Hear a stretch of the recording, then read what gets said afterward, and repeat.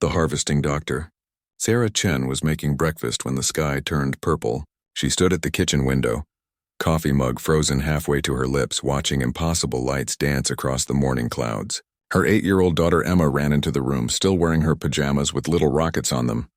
"Mommy, look. The sky is pretty." Sarah pulled Emma close, her scientist mind racing. The lights weren't natural. They moved with purpose, forming patterns that hurt to look at directly. Across the street, neighbors stepped onto their porches, pointing upward with the same mixture of wonder and fear. The news alerts started buzzing on every phone at once. "This is a global event," the emergency broadcast announced. "Large objects have appeared over major cities worldwide. Please remain calm and stay indoors." But Sarah couldn't stay calm. She was a xenobiologist, one of the few people on Earth who had spent years thinking about what first contact might look like. This wasn't how any of her theories had predicted it would happen. Commander Marcus Webb was in his Pentagon office when the alarms started screaming. Red lights flashed as his aide burst through the door. "Sir, we have a situation. Multiple bogies over every major population center. They're not responding to communications." Marcus ran to the command center, his mind shifting into military mode. On the massive screens, he could see them. Sleek ships hanging motionless over New York, London, Tokyo, Moscow, and dozens of other cities. They were beautiful in a way that made his stomach turn. Too smooth, too perfect, like someone had carved them from black glass. "Weapons status?" he barked. "All systems ready, sir." "But sir," the young officer's voice cracked. "The objects are scanning us. Deep scans. We can feel it in the equipment." Marcus thought of his twin boys, Jake and Danny, probably watching cartoons at home while their mother made them lunch. They were 10 years old, full of questions about everything, especially about their father's work protecting the country. "What are they scanning for?" Marcus asked, though deep down he already knew he wouldn't like the answer. In Mexico City, President Elena Vasquez stood in her emergency bunker, surrounded by advisors and military personnel. The reports coming in made no sense. The alien ships, and they were definitely alien ships, weren't attacking. They weren't communicating. They were just waiting. "Madam President," her defense minister said quietly, "we're getting reports of energy beams. Very precise ones. They're not destroying anything. They're taking things." "Taking what?" The minister's face went pale. "Children, Madam President. They're taking children." Elena's blood turned to ice. Her nephew Carlos lived just outside the city with her sister's family. He was 12, smart and funny, with dreams of becoming a doctor like his aunt had been before politics called her. The first beam struck Dr. Chen's neighborhood at exactly 11:47 a.m. local time. Sarah was holding Emma's hand, trying to decide whether to evacuate or hide in the basement, when the light came through their window. It wasn't harsh or burning. It felt warm, almost gentle, like sunlight through colored glass. But when it touched Emma, the little girl's eyes went blank. "Emma!" Sarah screamed, but her daughter didn't respond. Emma walked toward the light as if in a dream, her small feet moving in perfect time with some unheard rhythm. Sarah tried to follow, tried to grab her daughter, but something invisible pushed her back. She beat against the barrier with her fists until they bled, screaming Emma's name until her voice gave out. All around the neighborhood, other parents were doing the same thing, fighting against forces they couldn't see or understand, while their children walked calmly toward the waiting ships. Emma turned back once before the light, swallowed her completely. For just a moment her eyes cleared and she looked confused and scared. "Mommy," she called out. "Mommy, I can't stop walking." Then she was gone. Marcus Webb was coordinating the military response when his personal phone rang. He almost didn't answer it. Protocol said no personal calls during a crisis. But something made him look at the screen. It was his wife, Lisa. "Marcus." Her voice was barely a whisper. "They took them. They took Jake and Danny." The phone slipped from his hands. Around him, the command center continued its frantic activity, but Marcus couldn't hear any of it. His boys, his brilliant, funny, impossible boys who argued about everything and made him proud every single day, they were gone. "Sir?" An aide touched his shoulder. "Sir, we need orders." Marcus looked at the screens showing the alien ships. Some were already leaving, their holds full of Earth's children. Others continued their methodical work, their beams searching out specific targets with terrifying precision. "Shoot them down," he said quietly. "Sir, we've tried. Our weapons don't work. They have some kind of shield." "Then keep trying." The aide hesitated. Sir, intelligence suggests they're only taking children between the ages of 5 and 15. If we attack while they still have... Marcus understood. If they fought back, the aliens might hurt the children. But if they didn't fight back, they were just letting the children be stolen. For the first time in his military career, Commander Marcus Webb felt completely helpless. President Vasquez watched the reports roll in from around the world. 50 million children taken in the span of 6 hours. The aliens had been efficient, precise, and completely unstoppable. Every weapon humanity possessed had bounced harmlessly off their ships. Every attempt at communication had been ignored. Then, as suddenly as they had arrived, the ships began to leave. Madam President, her communications director said, we're receiving a broadcast. It's coming from all the departing ships simultaneously. Put it through.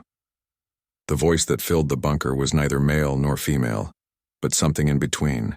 It spoke perfect English, though everyone listening knew it was speaking every language on Earth at the same time. The young adapt. The young survive. The young serve, that was all. No explanation, no demands, no threats. Just those 7 words spoken once and then silence. Elena thought of her nephew Carlos, wondered if he was scared, if he was calling for help that would never come. Around the world, millions of parents were wondering the same thing about their own children. Dr. Sarah Chen sat in her empty house as the sun set. Emma's toys were still scattered around the living room. Her breakfast was still on the table, barely touched.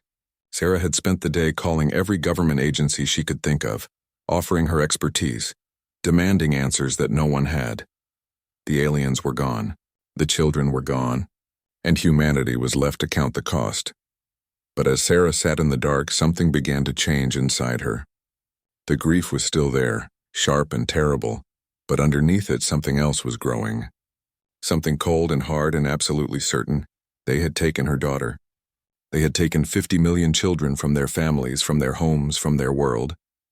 They thought they could just appear from the stars, steal what they wanted and disappear again. They were wrong. Sarah stood up and walked to her computer. She began typing emails to colleagues around the world, scientists and researchers who were probably sitting in their own dark houses, mourning their own losses. They would find out who these aliens were. They would learn how their technology worked. They would build ships and weapons and whatever else it took to get their children back. And then they would make the aliens pay for what they had done. The age of human vengeance was about to begin. The reckoning 5 years after the children vanished. The world looked nothing like it had before. The old borders still existed on maps, but they meant nothing now. Every government on Earth answered to the Human Unity Coalition. And the coalition had only one purpose: finding the children and making the aliens pay. Dr. Sarah Chen stood in what used to be the Large Hadron Collider in Switzerland. The old particle accelerator had been completely rebuilt, turned into something that would have been impossible before the abductions. Scientists from every nation worked side by side.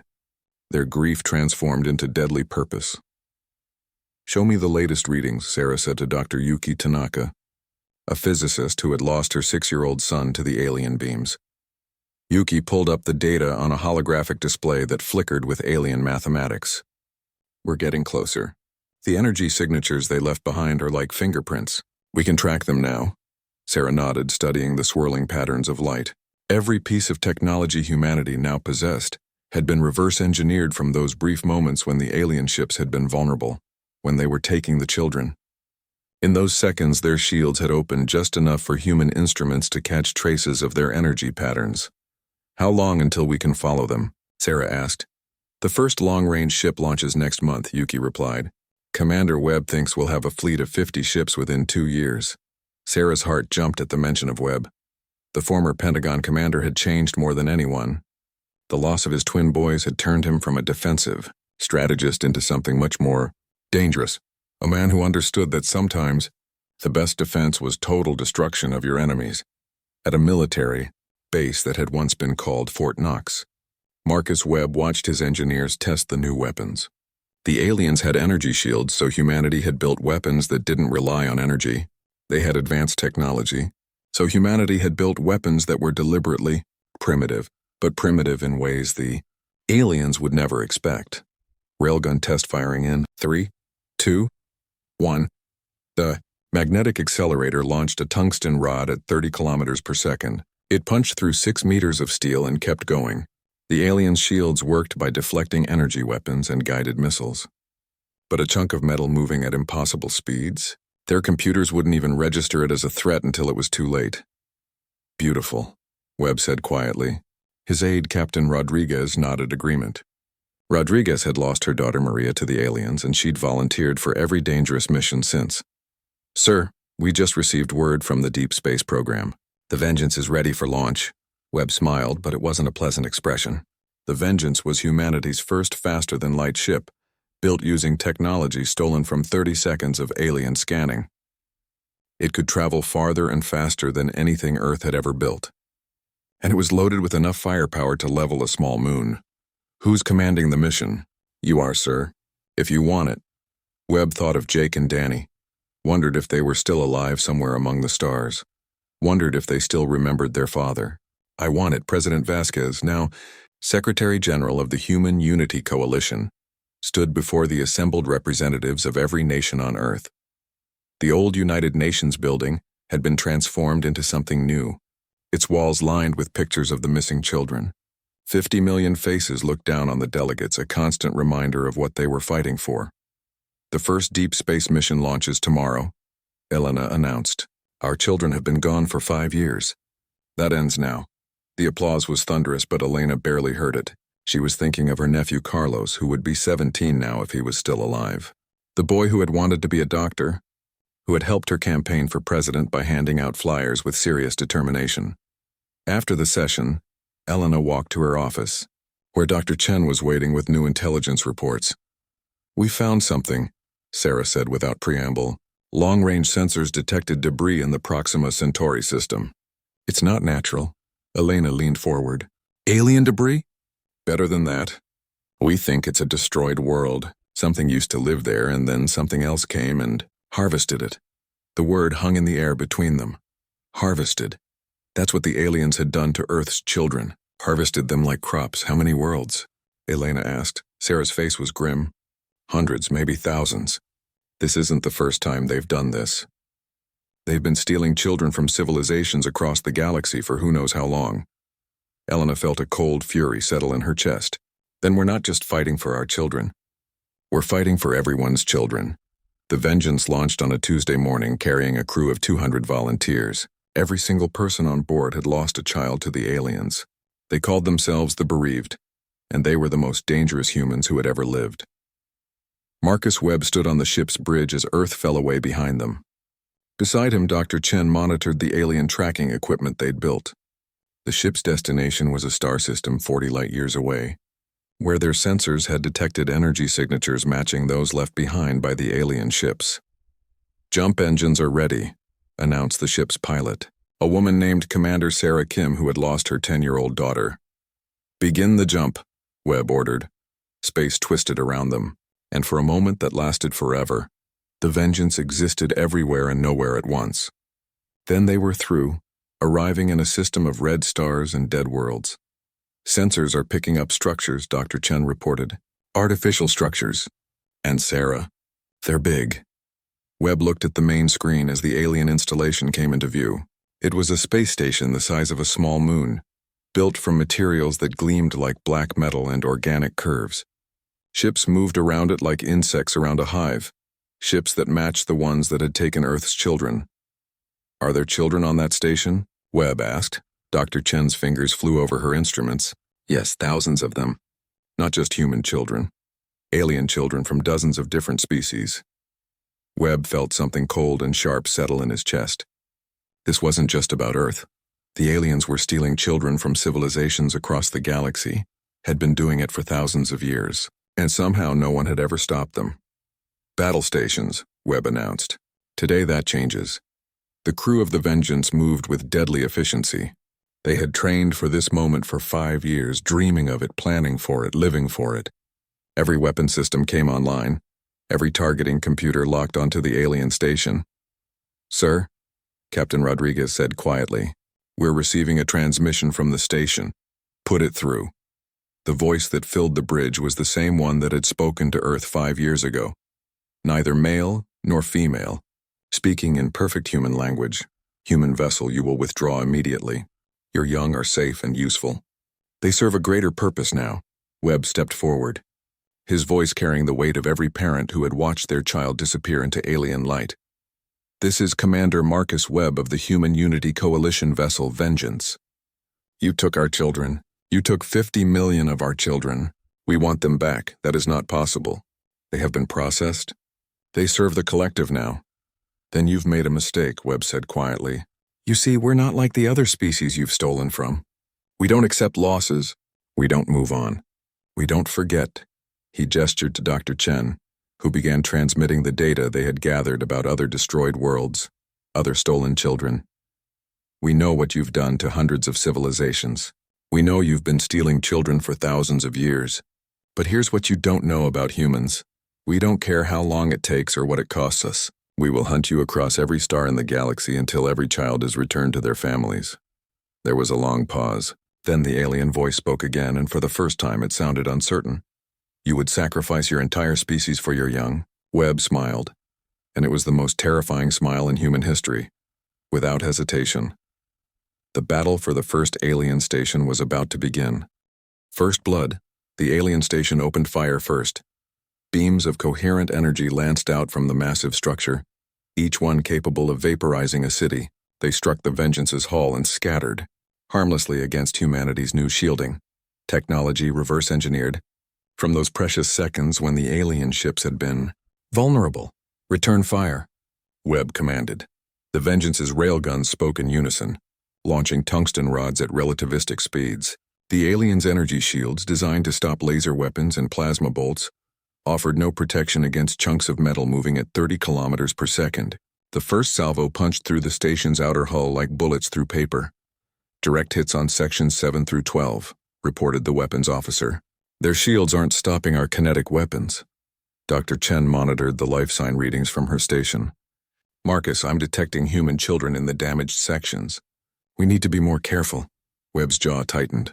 The aliens were using the children as human shields, counting on humanity's reluctance to risk their own young. But Webb had prepared for this possibility. Launch the boarding pods, he ordered. 50 small craft shot out from the Vengeance, each one carrying a team of soldiers who had trained for exactly this scenario. They had studied the alien technology for 5 years, learned to fight in zero gravity and hostile environments, practiced rescuing children from hostile forces. More importantly, every single soldier was a parent who had lost a child to the aliens. Captain Rodriguez led the first boarding team through a breach in the station's hull. Her magnetic boots clanked against the alien metal as she moved through corridors that looked more grown than built. The walls curved in organic patterns, and the lighting came from strips of bioluminescent material that pulsed like a heartbeat. Movement ahead, whispered Sergeant Thompson, whose 9-year-old son had been taken from their backyard in Colorado. They rounded a corner and came face to face with the enemy. The Keth Mori, as humanity had learned to call them, were tall and graceful, with forearms and skin that shifted colors like oil on water. They moved with liquid efficiency, their weapons flowing from their hands like extensions of their bodies, but they had never fought humans before.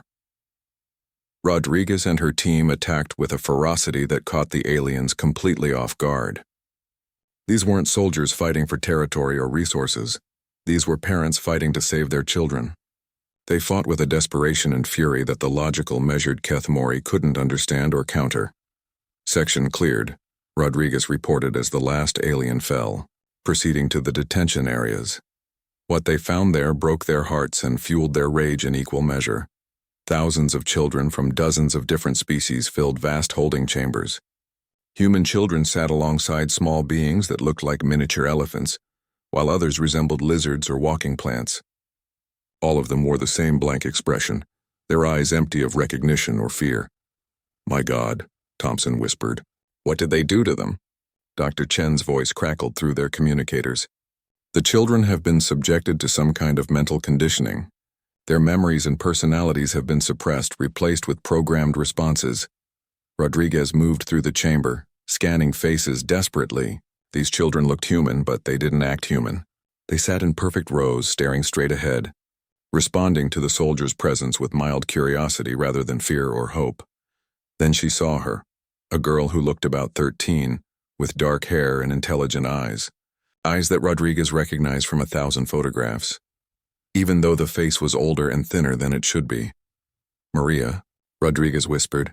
The girl turned toward her with the same blank expression as the others. "I am Unit 4047 of the Youth Division. Do you require assistance?" Rodriguez's heart shattered. This was her daughter. Her beautiful, brilliant daughter who had wanted to be an astronaut, who had asked a million questions about everything. And now she was gone, replaced by this empty shell that wore her face. But as Rodriguez knelt beside her daughter, something flickered in the girl's eyes. Just for a moment the blankness wavered and a confused voice whispered, "Mama?" "I'm here, baby," Rodriguez whispered back. "Mama's here." The moment lasted only a second before the conditioning reasserted itself, but it was enough. Somewhere inside the programming, Maria was still there. Back on the Vengeance, Webb coordinated the evacuation of the children while fighting off waves of alien ships. The Kethmori had called for reinforcements, and the space around the station was now filled with the graceful, deadly vessels. "Sir, we have 3,000 children aboard," reported the evacuation coordinator. "But there are more levels to search. How long do you need?" "At least 6 more hours." Webb looked at the tactical display. More alien ships were arriving every minute, and the Vengeance was taking damage despite its advanced shielding. 6 hours might be too long. "We hold the line," he decided, "no matter what it costs us." Dr. Chen's voice came over the intercom. "Marcus, I'm detecting something else. Adult humans, but they're different." "Different how?" "They're armed and they're fighting alongside the aliens." Webb's blood turned to ice. "Adult humans fighting for the Kethmori? How is that possible?" The answer came when one of the boarding teams encountered them. These were humans who had been taken as children decades ago, maybe longer. They had been conditioned for so long that they truly believed the Kethmori were their saviors, their family, their gods.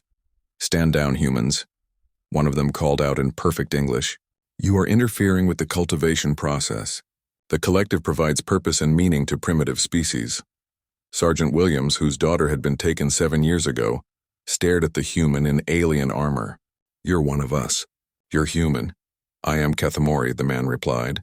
"My birth species is irrelevant. I serve the greater purpose now." Williams shot him without hesitation. The boarding teams pushed deeper into the station, fighting both aliens and the humans who had been turned against their own kind. Each victory was bitter, each rescued child a small miracle wrapped in tragedy. In the deepest levels of the station, Rodriguez's team found something that changed everything, a communication center where the Kethmori stored information about their operations. Dr. Chen tapped into the alien databases, using equipment that had been specially designed for this purpose. What she found made her sick to her stomach. "Marcus," she called over the comm, "you need to see this." The data scrolled across the screens in alien script that human computers translated in real time. It was a catalog of civilizations, a list of species the Kethmori had cultivated over thousands of years, hundreds of worlds, millions of children, all taken, all conditioned, all lost to their families forever.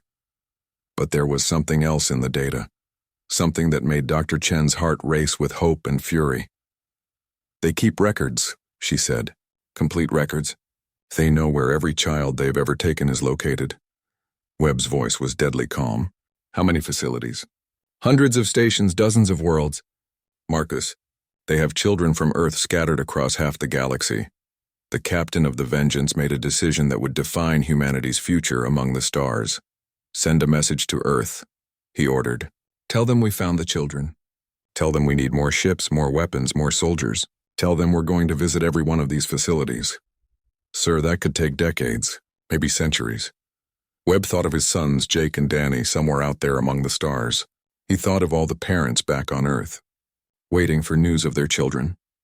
"Then we'd better get started." The Vengeance began the long journey home, its cargo holds filled with rescued children and stolen alien data. Behind them, the Kethmori station burned in space.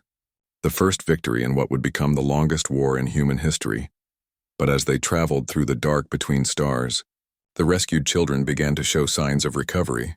The conditioning was breaking down, memories returning in fragments.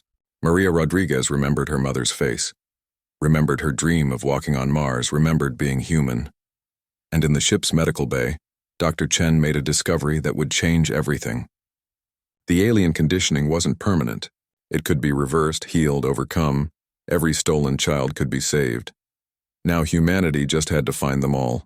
The real war was just beginning.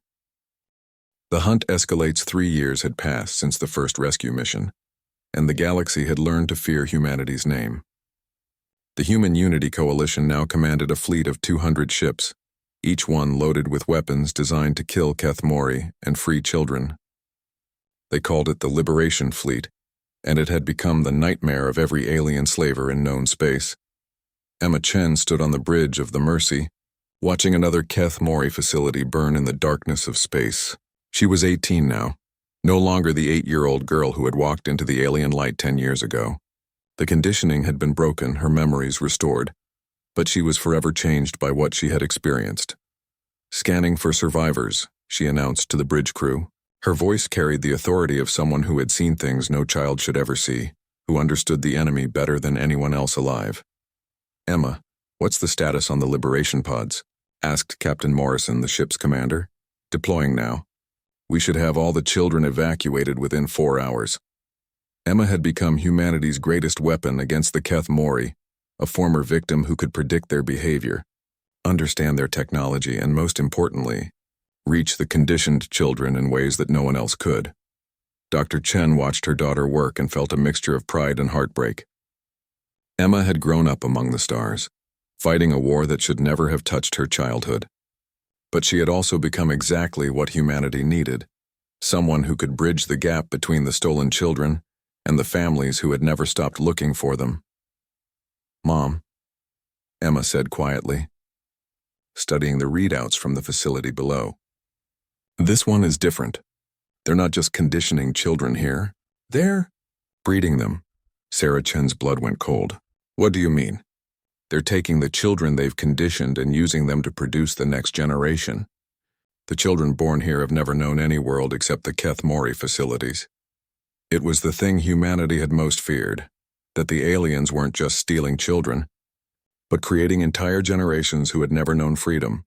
On Earth, the war effort had transformed human civilization. Every resource, every scientific breakthrough, every innovation was directed toward one goal: finding and freeing the stolen children. The planet had become a military-industrial complex dedicated to vengeance. Marcus Webb, now Admiral of the Liberation Fleet, stood in the War Council chambers beneath what had once been the Pentagon. The walls were covered with star charts showing Keth Mori territory, each red dot representing a facility that housed stolen children. "Status report," he commanded. General Patricia Voss, who had lost her 7-year-old grandson to the aliens, stepped forward. "We've liberated 47 facilities in the past year, rescued approximately 50,000 children from 200 different species. But, Admiral, we're barely making a dent. Intelligence suggests there are over 1,000 facilities across Keth Mori space. At our current rate, it would take decades to reach them all." Webb studied the star chart, thinking of Jake and Danny. They would be 20 now if they were still alive, if they still remembered being human.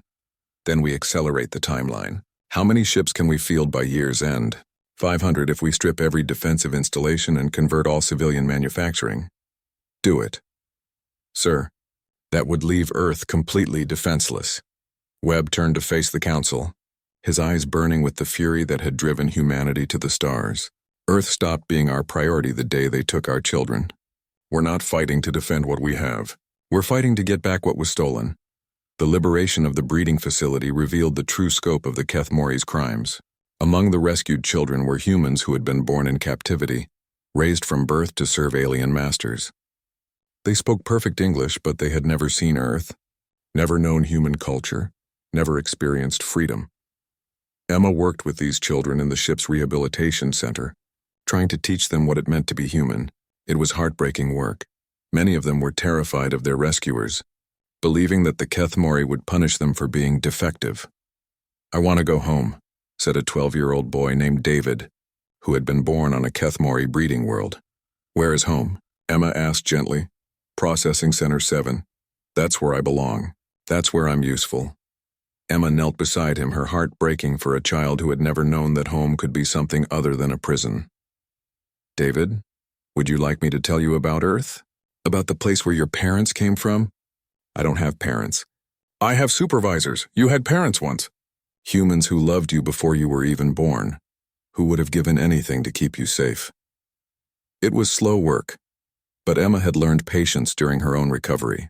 Each small breakthrough, a child remembering a lullaby their human parent had sung, another asking what snow felt like, was a victory against the Kethmori's attempt to erase human identity. The war escalated when humanity encountered other species who had suffered the same losses. The Talveth were a warrior race whose children had been taken 300 years ago. The peaceful Zendari had lost entire generations to Kethmori raids. The aquatic Merlaki had watched their young disappear into the stars for millennia. At first, these species had been suspicious of humanity's violent approach to the problem.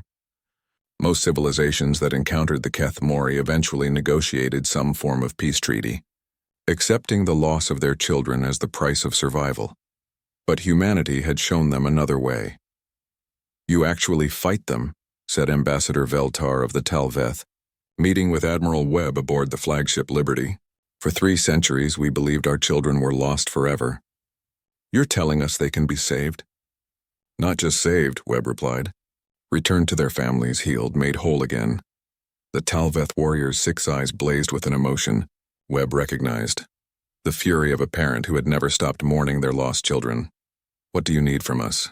"Ships, soldiers, intelligence about Kethmori operations in your sector. You'll have them all." The alliance grew rapidly as word spread through the galaxy. Species that had endured the Kethmori for thousands of years suddenly had hope. The Liberation fleet swelled with ships from dozens of worlds, all united by shared loss and burning desire for justice. But the Kethmori weren't passive victims. They began to fight back with increasing desperation as their empire came under systematic attack. Dr. Chen was analyzing captured Kethmori communication logs when she made a discovery that chilled her to the bone. "Marcus," she called over the ship's intercom. "You need to see this immediately." Webb arrived in the laboratory within minutes, followed by Emma and the senior staff. "What did you find?" Sarah's face was pale as she pointed to the translated text on her screen. "They're planning something called the Final Harvest. According to this, they're going to accelerate their operations. Instead of taking children gradually over decades, they're planning to strip entire worlds of their young in coordinated strikes." "How many worlds?" "All of them. Every species in the galaxy with children between the ages of 5 and 15. They want to harvest everyone at once and then disappear to a location outside the galaxy." Emma stepped forward, her expression grim. "They're afraid of us. They've never encountered a species that wouldn't accept the loss of their children. We're disrupting everything they've built over thousands of years." Webb felt ice form in his veins. The Kethmori were planning to steal every child in the galaxy, rather than lose their slaves to human liberation efforts. "When?" he asked. 6 months, Sarah replied. "They're calling it the Twilight of Youth." Webb activated the fleet-wide communication system. Every ship in the Liberation Fleet, every Allied vessel, every station and base across human space received his message simultaneously. "This is Admiral Webb. The enemy is planning to steal every child in the galaxy. We have 6 months to stop them. All ships are ordered to maximum combat readiness. We're not just fighting for our children anymore. We're fighting for every child who will ever be born." He paused, thinking of Jake and Danny, of Emma's lost childhood, of all the parents who had never stopped searching for their stolen children. The Kethmori think they can harvest the galaxy's future and disappear into the void. They're about to learn that some things are worth fighting to the death for, and there's nothing in the universe that humans will fight harder for than their children. The final battle for the galaxy's children was about to begin. Across human space, mothers and fathers who had never stopped mourning prepared for war. They had been searching for 10 years, fighting for 3. Now they would discover if love and fury were enough to save not just their own children, but every child in the galaxy. The Liberation Fleet began moving toward the heart of Kethmori space, where intelligence suggested the final harvest would begin. Behind them, Earth's orbital shipyards worked around the clock, building weapons that had never been imagined before the children were taken.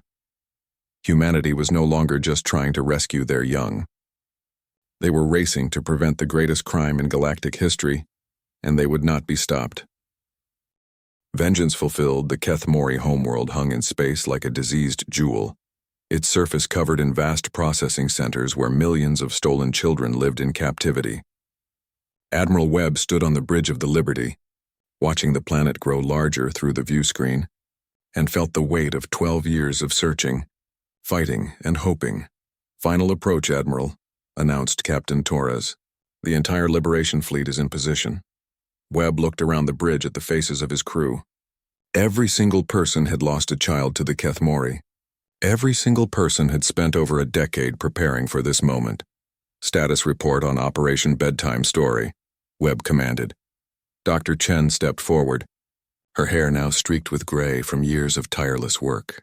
"We've identified the central processing facility. It's located in the planet's southern hemisphere, heavily shielded, and contains approximately 20 million children from over 300 species. Including human children? Yes. Intelligence suggests that most of Earth's stolen children are being held there, along with children taken from our allied species."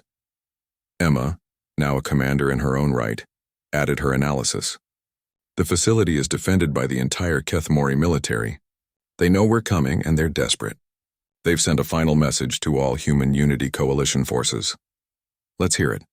Emma activated the communication system, and the familiar voice of the Kethmori filled the bridge. Neither male nor female, speaking in perfect human language. "Human forces, you will withdraw immediately, or we will execute all remaining specimens. The young serve a greater purpose under our guidance. Your emotional attachment to genetic offspring is a primitive weakness that prevents your species from achieving true greatness." Webb was quiet for a long moment, thinking of Jake and Danny, wondering if they were down there somewhere, if they still remembered their father who had never stopped looking for them. "Record. My response," he said finally. Emma activated the recording system. "This is Admiral Marcus Webb of the Human Liberation Fleet. 12 years ago, you made the mistake of taking our children. You thought we would grieve and move on, like every other species you've enslaved. You were wrong." Webb's voice carried the weight of every parent who had ever lost a child, every family that had been torn apart, every civilization that had suffered under Kethmori rule. "We don't negotiate with child thieves. We don't make peace with slavers. And we don't stop until every single child is returned to their family. You want to threaten our children? Then you'd better kill us all, because as long as one human draws breath, we will hunt you to the ends of the universe." He gestured to Emma, who transmitted the data they had gathered about Kethmori operations across the galaxy. "We know about every facility you operate. We know about every species you've enslaved. We know about every child you've stolen over the past 1,000 years. And we're going to free them all, starting with the children on your homeworld." Webb leaned forward, his eyes burning with 12 years of accumulated rage. "You call emotional attachment to our offspring a weakness. Let me show you what that weakness can accomplish." The largest military operation in galactic history began at 1430 ship time. 3,000 human vessels, supported by allied fleets from 40 different species, launched a coordinated assault on the Kethmori homeworld. The Liberation Fleet had grown beyond anything the galaxy had ever seen. Every ship carrying weapons designed specifically to counter Kethmori technology. Every crew member trained in rescue operations. Every soldier driven by the desperate love of parents for their stolen children. Captain Rodriguez, now commanding her own ship, led the first wave of boarding pods toward the central processing facility. Her daughter Maria, fully recovered from her conditioning, served as her tactical officer. "Remember," Rodriguez announced to her troops, "these aren't enemy combatants we're facing. Many of them are conditioned humans and other species who believe the Kethmori are their saviors. Use non-lethal force whenever possible." "What about the actual Kethmori?" asked Sergeant Williams. Rodriguez's smile was cold and sharp. "Use your best judgment." The battle for the processing facility was unlike anything the galaxy had ever witnessed. Human soldiers fought with a desperation and fury that the Kethmori couldn't comprehend. These weren't professional warriors fighting for territory or resources. These were parents fighting to save their children, and they would accept any casualties, endure any pain, sacrifice anything to achieve that goal. The Kethmori had never encountered an enemy that would rather die than retreat. Deep in the facility's heart, Emma led a team of former prisoners toward the main control center. She knew the layout better than anyone. During her years of conditioning, she had been forced to help maintain the alien systems. The children are held in sections 12 through 37, she reported to the fleet. But be careful. The Kethmori are using some of them as human shields. Emma's team fought through corridors filled with the desperate defenders of a dying empire. The Kethmori threw everything they had at the human forces: energy weapons, biomechanical creatures, even gas attacks that had stopped every previous invasion. But humans had learned to fight in environments that would kill most other species. They fought in vacuum when their ships were breached, continued advancing when poisoned, kept shooting when mortally wounded. The first breakthrough came when Emma's team reached the central computer system. Her fingers flew over the alien controls, her mind accessing programming skills that had been burned into her brain during years of conditioning. "I'm in," she announced, uploading the facility schematics to all teams. "I can see where they're holding the children." What she found in the databanks made her gasp in horror and rage. "Dad," she called over the comm to Admiral Webb. They weren't just planning the final harvest. They were planning to execute all the children they already have, today. Right now. Webb's voice was deadly calm. "How long do we have?" "The execution protocols began 20 minutes ago. They're starting with the youngest children and working their way up by age." All across the fleet, human parents heard those words and felt something break inside them. After 12 years of searching, they had finally found their children, only to discover that those children were being murdered even as the rescue operation was underway. The response was instantaneous and overwhelming. Ships that had been following careful battle plans abandoned all strategy and launched direct assaults on the facility. Soldiers who had been advancing cautiously threw themselves at enemy positions with suicidal bravery. Parents who had spent 12 years being patient and methodical suddenly became forces of nature that nothing could stop. Captain Torres, whose 8-year-old son had been taken from their backyard, rammed her ship directly into the facility's main shield generator. The explosion tore a hole in the Kethmori defenses large enough for 50 boarding craft to pour through. Sergeant Williams, whose daughter would have been 22 now, fought his way through 3 levels of alien guards to reach the execution chambers. He arrived just as the Kethmori were preparing to kill a group of human toddlers. The aliens didn't survive the encounter. In the deepest levels of the facility, Admiral Webb himself led a team of volunteers toward the high-security areas where intelligence suggested the oldest human prisoners were held. These would be the first children taken, the ones who had been conditioned for over a decade. What he found there changed everything. The high-security level wasn't a prison. It was a laboratory. The Kethmori hadn't just been conditioning the older children. They had been experimenting on them, trying to understand what made humans so different from every other species they had enslaved. "My God," whispered Dr. Chen, who had joined the boarding team. "They've been studying us, trying to figure out why we won't give up." Webb moved through the laboratory, looking at the alien equipment, the monitoring devices, the analysis computers. 12 years of human resistance had puzzled the Kethmori so much that they had turned their most valuable prisoners into research subjects. Then he found them.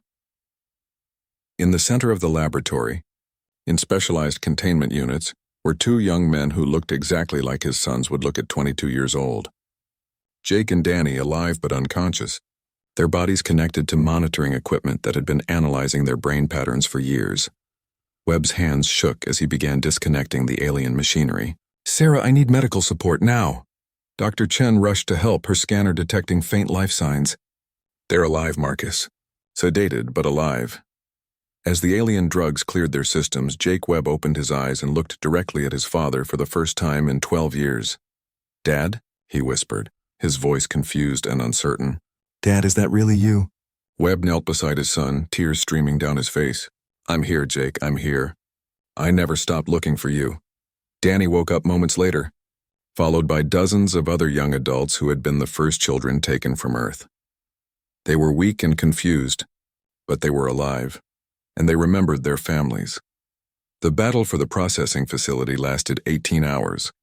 When it was over, humanity had achieved something unprecedented in galactic history: the complete liberation of a Kethmori world. 20 million children were freed from the central facility,